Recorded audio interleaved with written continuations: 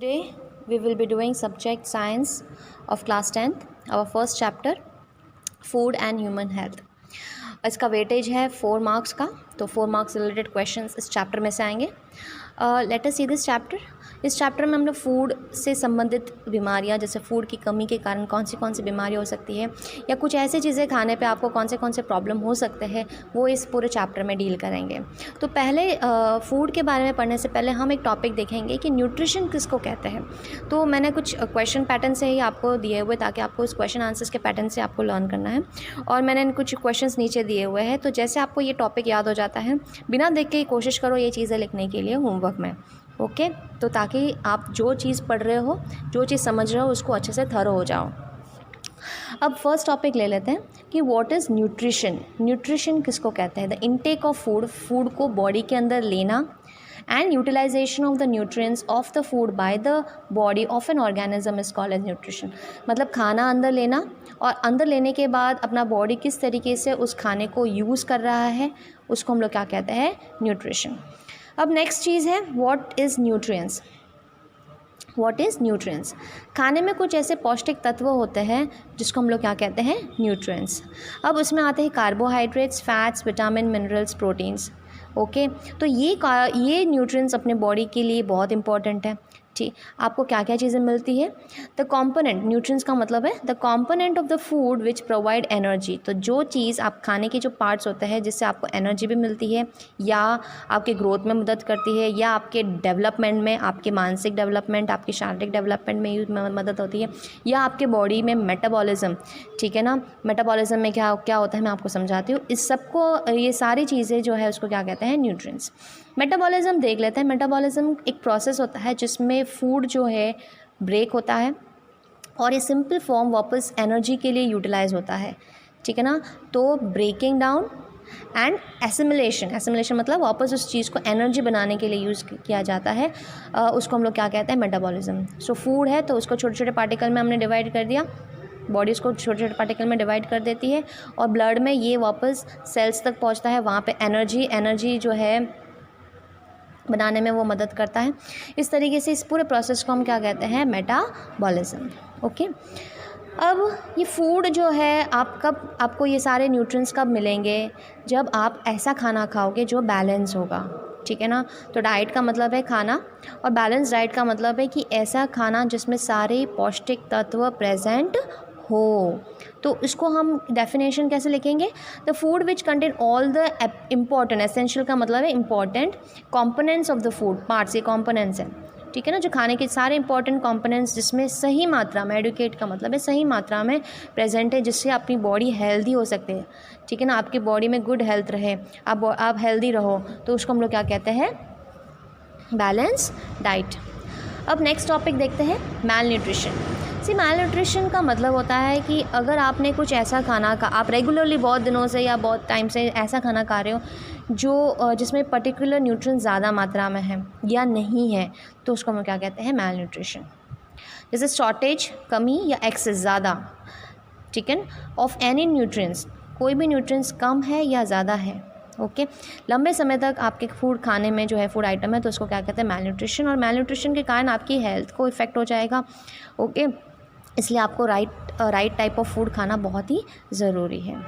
अब मैल न्यूट्रिशन आपके जैसे ये सारे इंपॉर्टेंट न्यूट्रिएंट्स हैं. अब जैसे विटामिन की कमी से क्या क्या बीमारी हो सकती है आपके बॉडी में. जैसे विटामिन बहुत कम चाहिए, मगर अगर वो भी नहीं होती है तो आपकी बॉडी को कुछ ना कुछ प्रॉब्लम हो सकती है. तो क्या क्या डेफिशिएंसी डिजीज़. डेफिशिएंसी का मतलब होता है कमी. क्या क्या डेफिशिएंसी डिजीज़ होगी वो हम देखते हैं. जैसे विटामिन ए है. ठीक है ना, विटामिन ए आपके आँखों के लिए बहुत इंपॉर्टेंट रहता है. अब उसकी कमी से एक प्रॉब्लम हो सकती है, दैट्स को कहते हैं नाइट ब्लाइंडनेस. क्या होती है? Night blindness. ओके जिसके सिम्टम्स आपको दिखाएंगे पुअर विजन, दिखना थोड़ा सा जो है पुअर हो जाता है, अच्छे से आपको दिखाई देता है, और प्लस डार्कनेस, जैसे लाइट की कमी के कारण या अंधेरे में जो है, या हल्का सा जो है लाइट कम होते ही जो है आपका विजन जो है कम हो जाता है, आपको देखना जो है दिखना जो है कम हो जाता है. फिर है विटामिन B1. विटामिन B1 जो है ये इसका जो है दूसरा नाम है थायमाइन. ठीक है ना। इसकी कमी से एक बीमारी होती है जिसको बेरी कहते हैं। इसके सिम्टम्स है वीक मसल्स कमज़ोर हो जाते हैं, very little energy to work, energy भी नहीं होती, और low heartbeat. Okay, vitamin B2 की कमी से विटामिन B2 जो है उसका विटामिन का नाम है B2 ऐसे कहते हैं, बट इसका जो है कंपोनेंट है राइबोफ्लाविन। क्या कहते हैं? राइबोफ्लाविन। और उसकी कमी के कारण एक डिजीज़ होती है, उसको कहते हैं राइबोफ्लाविनोसिस। ओके, ये आपको याद रखना है ये दोनों। अब इसके सिम्टम्स कैसे होते हैं? Skin rupture of the mouth side and lips, तो मुंह और होठों के ऊपर आसपास में जो स्किन है वो फटने लगती है, ठीक है ना। ठीक, ये और एक और प्रॉब्लम होता है B2 की कमी के कारण फॉल इन मेमोरी लॉस होना, ठीक है ना। आपको धीरे धीरे याद रहता नहीं है, चीज़ें भूलने लगते हो। और फिर विटामिन B3 जो है, ये कौन सा विटामिन है? नाइसिन। इसकी कमी से एक बीमारी होती है जिसको पेलेग्रा बोलते हैं। क्या बोलते हैं? पेलेग्रा के सिम्टम्स है अल्सर्स इन द माउथ, मुंह में छाले होने लग जाता है, डर्मेटिस स्किन की प्रॉब्लम होने लग जाती है, ओके, रैशेस आने लग जाते हैं। तो ये विटामिन B3 की कमी से होता है। नेक्स्ट है विटामिन C, एस्कॉर्बिक एसिड कहते हैं इसको। अब विटामिन C आपको आंवला है, जो खट्टी चीज़ें हैं, नींबू है, इसमें आपको मिलेगा। और इसकी कमी से जो है एक बीमारी होती है जिसको स्कर्वी कहते हैं।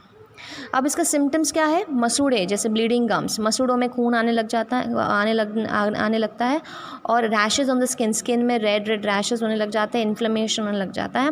तो इससे आपको पता है कि आपके बॉडी में विटामिन की कमी है। नेक्स्ट है विटामिन D जो है, जिसको कैल्सिफेरॉल भी कहते हैं।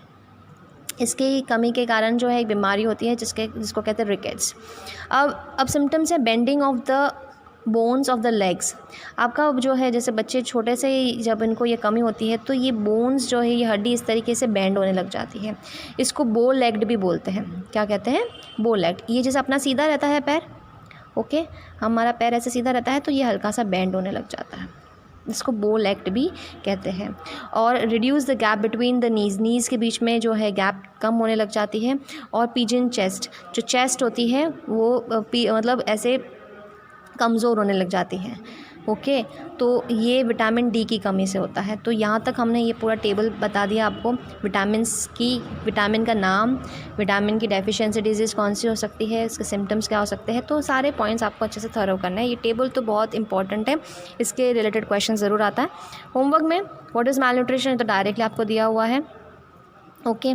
विच disease is cause to deficiency of vitamin C की कमी से कौन सी बीमारी हो सकती है? That is scurvy. Which vitamin is present in vitamin B1 में कौन सा विटामिन होता है? Thiamine. What are the symptoms of rickets में क्या होता है? इसके सिम्टम्स क्या है? Bending of bones, reduce gap and pigeon chest. Name the deficiency disease and symptoms of vitamin A। Vitamin A की जो है डिजीज़ क्या है? नाइट ब्लाइंडनेस, और सिम्टम्स क्या है? Loss of vision and the darkness. तो इस तरीके से आपको पीरियड वाइज वर्क भी करना है, ये आपको नोटबुक में लिखना है ये सारी चीज़ें।